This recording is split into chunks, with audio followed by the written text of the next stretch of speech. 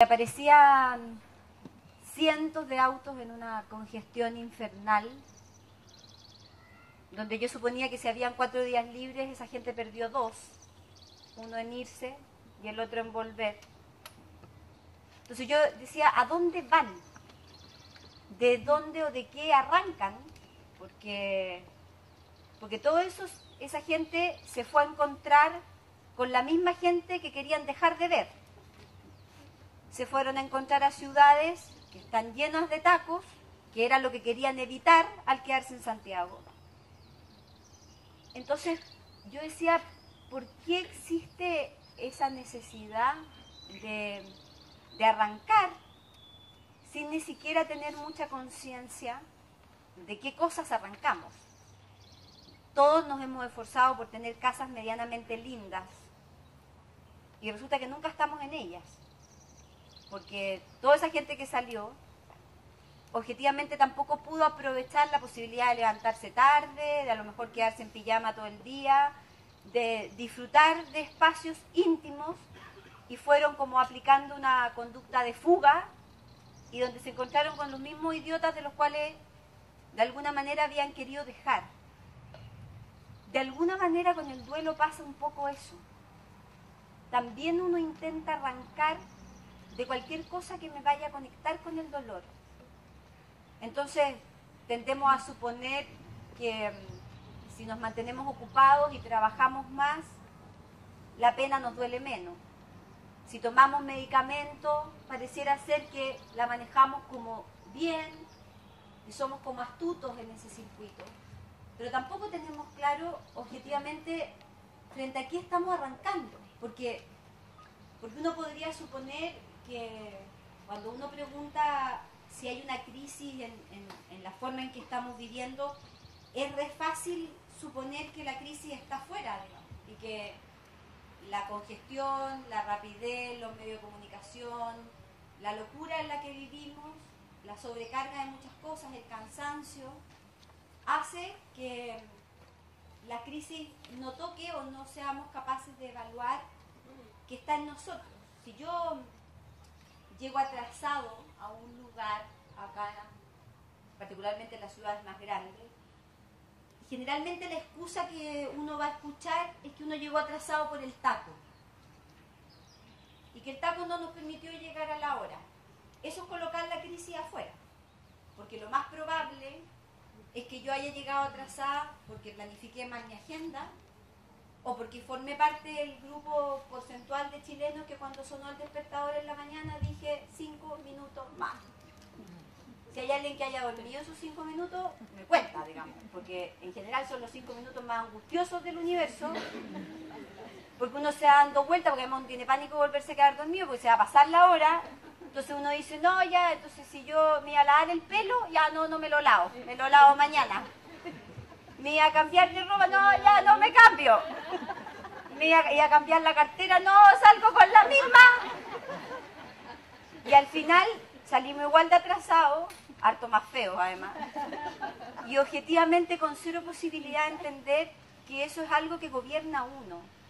Y yo creo que si hay algo fregado que pasa con el duelo es que muchas veces la gente no nos deja hacernos cargo de las penas.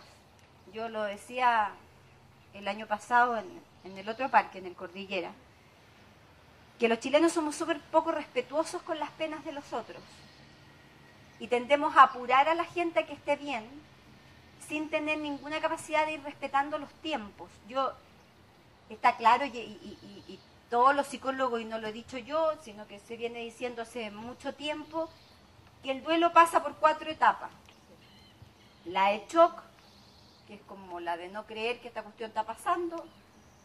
Si se me murió alguien, no sé, pues yo voy a abrir la puerta y lo voy a encontrar, pienso que anda de viaje, etc. Después de pasar la de shock viene la de rabia, que a veces esa rabia se va con uno, con el que se fue, con Dios, con la vida, con la naturaleza, con el auto que manejaba, con lo que fuera, digamos.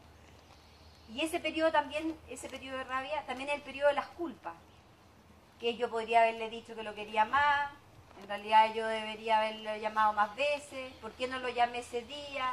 ¿Por qué no llegué más temprano, que no alcancé a llegar mientras no sé qué? Pasando ese periodo, pues viene el otro, que es como la etapa de la pena, que coincide además con que la gente se va. Toda la gente que a uno le empezó a acompañar en el proceso del duelo empieza a desaparecer. Ya dejan de llamar, la gente, los otros empiezan a ver que uno medianamente está como funcionando.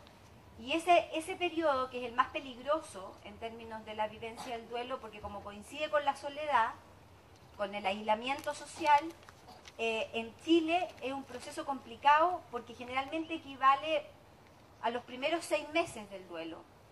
Y cuando uno a los 6 meses dice que tiene pena en Chile, a uno la retan.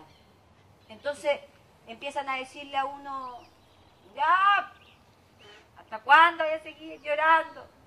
Si él está bien, la vida sigue. Cuánta frase pelotuda hay, que parece como que ayudaran, pero que no ayudan en nada, y que objetivamente hace que al final nosotros los chilenos vivamos los duelos en solitario y nos empecemos a quedar callados con las penas.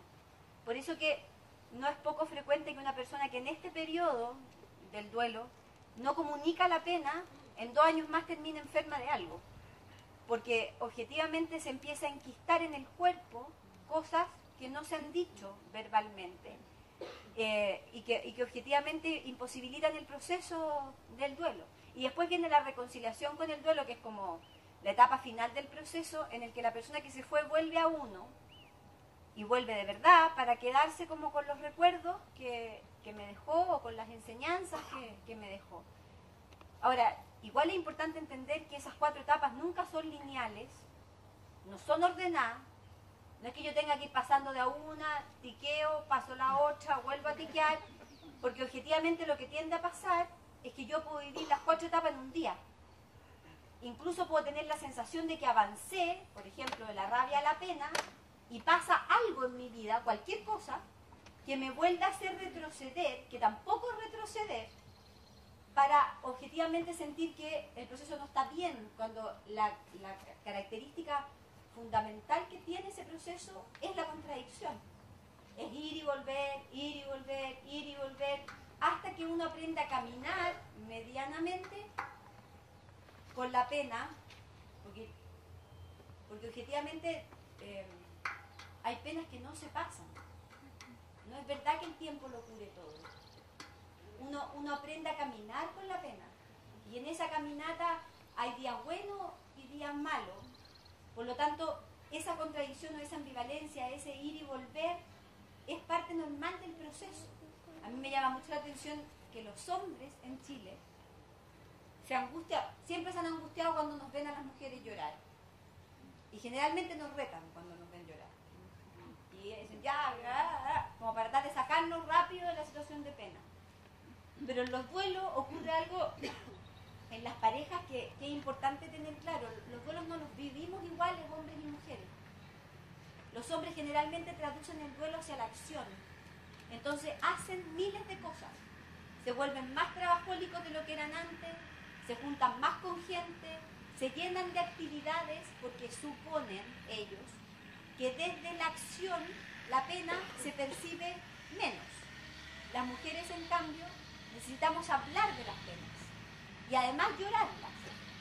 Entonces lo que muchas veces pasa en este camino del duelo es que las mujeres dejamos de llorar un rato, pónganse ustedes 1 mes y medio, y de repente el marido llega a la casa y le encuentra llorando a ella, después de 1 mes y medio. La sorpresa para ese hombre genera tal nivel de impotencia, porque es como, bueno, ¿y vos no estabas mejor? ¿Y para qué hay que seguir llorando si con esa cuestión no vamos a hacer que vuelva? Porque el llanto es sanador en sí mismo para la estructura femenina. Por lo tanto, si estamos en el proceso de respeto de este camino, necesariamente hay que respetar todas las idas y las vueltas que el proceso tenga. A mí me asombra de repente ver o escuchar este apuro horroroso de tratar de transmitir que hay que estar bien luego, que objetivamente hay que tratar de o mantenerse ocupado, no te quedes solo, pues si te quedas solo te vaya a bajonear. ¿Cómo no me voy a bajonear si se me murió alguien que yo quería? Esa pretensión absurda de meternos en cápsulas de una felicidad falsa, objetivamente no ayuda a que el proceso sea sanador y que uno pueda caminar por él de buena forma. Ese caminata es jodida, hay caídas, uno vuelve a pararse, se vuelve, hay días que parece que uno está bien. Además, acuérdense de lo que también yo dije el año pasado, que el duelo tiene una gran contradicción, que es una contradicción que es la peor de todas, que es que uno quiere salir del duelo y al mismo tiempo uno no quiere salir del duelo. Y mientras uno no trabaje esa contradicción, objetivamente no se avanza. ¿Por qué no quiero salir del duelo? Porque mi pena le hace un homenaje al que se fue. Y por lo tanto, objetivamente, si yo de repente me empiezo a poner contenta, pues tengo que pagar esa hueá con pena. Porque objetivamente, si no la pago, me siento culpable. Entonces, dentro de esa situación, la pelea entre una parte de mí que efectivamente quiere avanzar, quiere superar esta situación, hay otras mucho más fuertes, sobre todo al principio, que no tienen ni una gana de superar esta historia.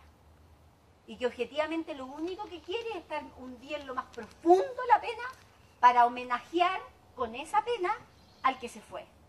Y esa es la gran pelea de los duelos.